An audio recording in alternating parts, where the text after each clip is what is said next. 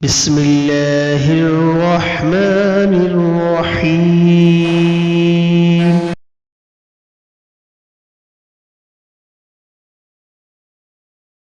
سوال: ننگے سر آدمی جماعت کروا سکتا ہے یا نہیں؟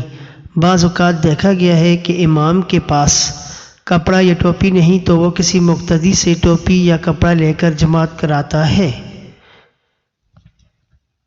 جواب: کرا سکتا ہے۔ ویسے رسول اللہ صلی اللہ علیہ وآلہ وسلم سر پر پگڑی باندھا کرتے تھے، اس لیے مرد کو سر پر پگڑی، خمار وغیرہ رکھنا چاہیے، نماز میں بھی اور نماز کے علاوہ بھی۔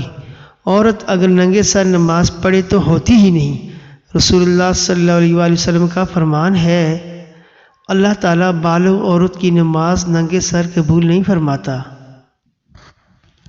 سوال: ننگے سر نماز پڑھنے کے بارے میں وضاحت فرمائیں۔ جواب: رسول اللہ صلی اللہ علیہ وآلہ وسلم کا فرمان ہے، اللہ تعالیٰ نہیں قبول فرماتا بالغہ عورت کی نماز بغیر اوڑھنے کے، جس سے ثابت ہوتا ہے کہ ننگے سر مرد کی نماز ہوتی ہے۔ اس لیے کوئی مرد اگر کسی موقع پر ننگے سر نماز پڑھتا ہے تو اس پر اعتراض نہیں کیا جا سکتا۔ ہاں، اگر وہ ننگے سر نماز پڑھنے کو واجب یا سنت یا افضل قرار دیتا ہے تو اس سے اس کے اس دعویٰ کی دلیل طلب کی جا سکتی ہے۔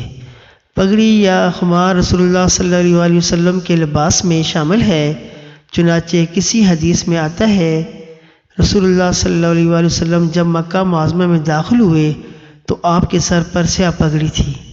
کسی حدیث میں آتا ہے رسول اللہ صلی اللہ علیہ وآلہ وسلم نے وضو کیا اور آپ نے اپنی پگڑی پر مسح کیا۔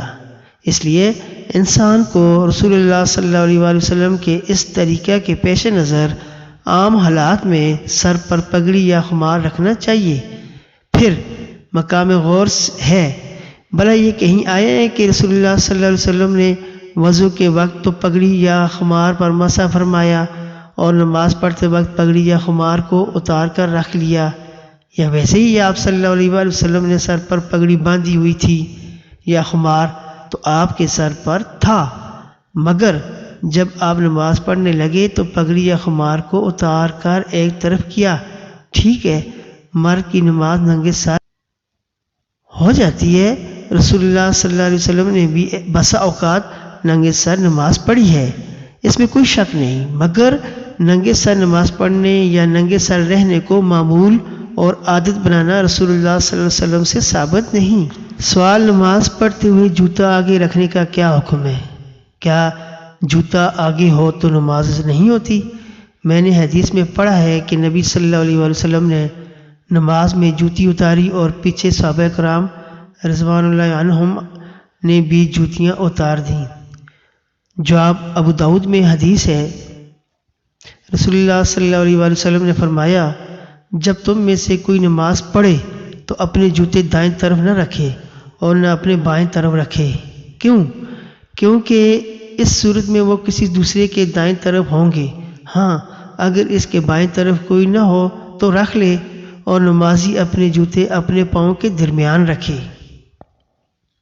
رہی یہ بات کہ جوتا آگے ہو تو نماز نہیں ہوتی، تو اس کے بارے میں کوئی آیت یا حدیث مجھے معلوم نہیں۔ سوال: مسبل الاعذار کی نماز کے متعلق بھی بیان کریں کہ اس کی نماز ہو جاتی ہے یا نہیں، اگر ہو جاتی ہے تو اس کی دلیل کیا ہے؟ جواب: یہ حدیث حسن ہے۔ ابو ہریرہ رضی اللہ تعالیٰ عنہ نے کہا، ایک مرتبہ ایک آدمی تہبند لٹکائے نماز پڑھتا تھا۔ رسول اللہ صلی اللہ علیہ وآلہ وسلم نے اس سے فرمایا، جا اور وضو کر۔ وہ گیا اور وضو کر کے آ گیا۔ آپ صلی اللہ علیہ وآلہ وسلم نے پھر فرمایا کہ جا اور وضو کر۔ وہ پھر گیا اور وضو کر کے آیا۔ اس پر ایک آدمی نے کہا، یا رسول اللہ صلی اللہ علیہ وآلہ وسلم، آپ نے اسے کس سبب سے وضو کا حکم دیا ہے؟ فرمایا کہ یہ اپنا تہبند لٹکائے ہوئے نماز پڑھ رہا تھا، اور اللہ تعالیٰ جس کا ذکر بلند ہے تہبند لٹکا کر نماز پڑھنے والی کی نماز کو قبول نہیں کرتا۔